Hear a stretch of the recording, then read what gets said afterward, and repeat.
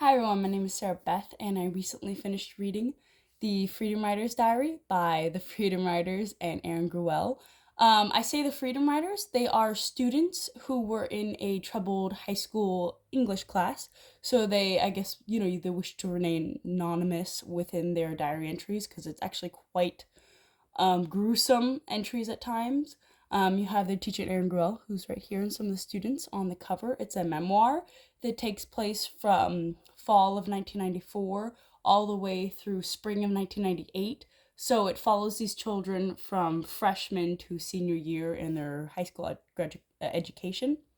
This book was published in 1999, so slightly after the events. Obviously, you have to compose the book and put it together. And it's about 275 pages long. I will say this, it is a very touching story. There is a film to follow this with Hilary Swank. I believe it was Oscar nominated for several awards. Came out, I believe, in the 2000s, so it's been a while. And it's a very touching story.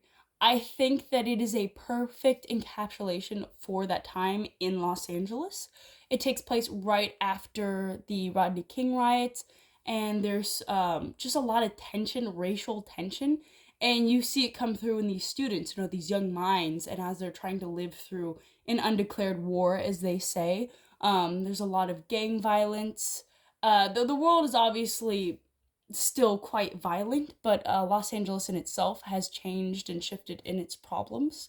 And I think this is just a really horrific time period and how it affected all these children. Because they are, even though they're teenagers, they're effectively children.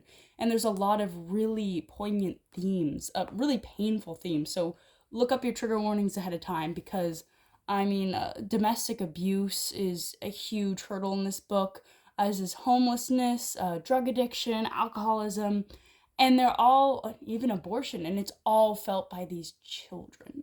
And it's heartbreaking.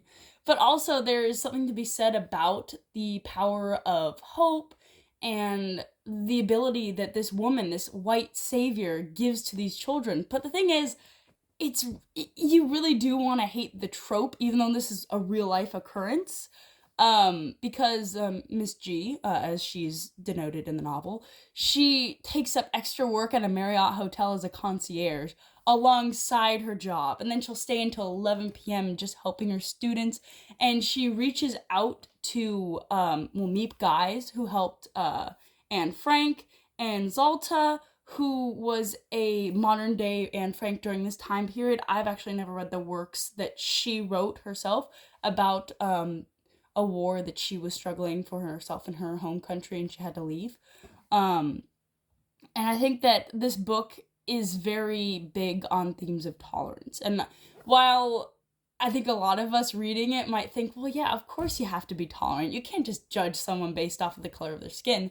But you also don't realize how these children are growing up and what environments they're growing up. Not everybody is living in a place where they're told of, certain undeniable truths. That just because somebody has different skin color does not mean they're bad, or that everyone can be attributed to a few traits that a few bad people have. There's going to be good and bad in all races and all people and all religion, and you can't just judge people based off of that.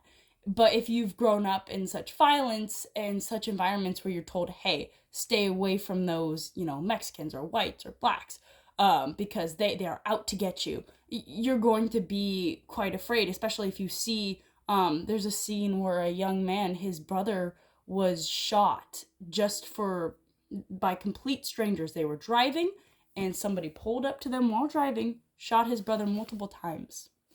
And that was just based off of how he looked, which is, it's hard to believe that actually occurred, but you have to realize that this wasn't even that long ago. Even though this transpired before I was born, the 1990s still was relatively recent, and if you look at the span of history.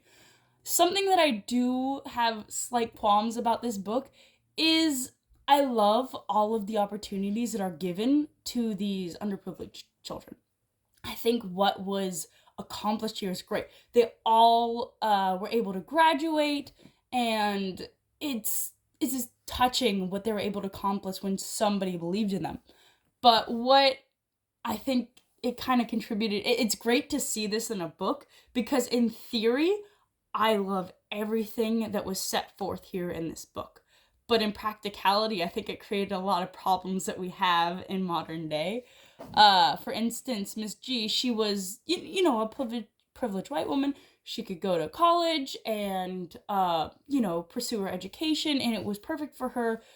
Despite the fact, but now we have a lot of people with problems, especially coming out of this time, with huge student loans, and this woman who pushed all of these inner city children to go to college. Some of them got scholarships, but not everybody could. I mean, even though raising your, there's a diary entry, somebody in this memoir, who raised their GPA from a 0.5 to a 2.8, which is phenomenal.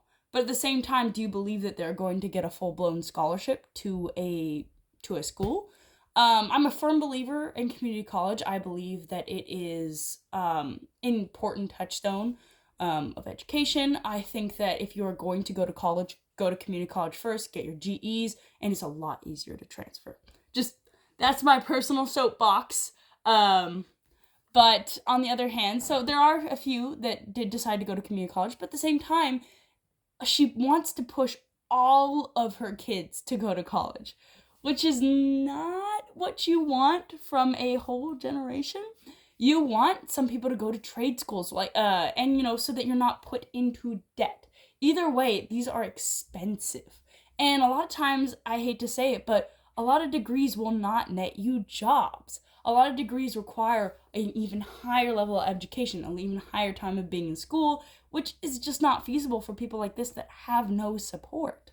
So I feel like she didn't really prepare them for the world in that sense. She prepared them in college. She told them the ability to work hard.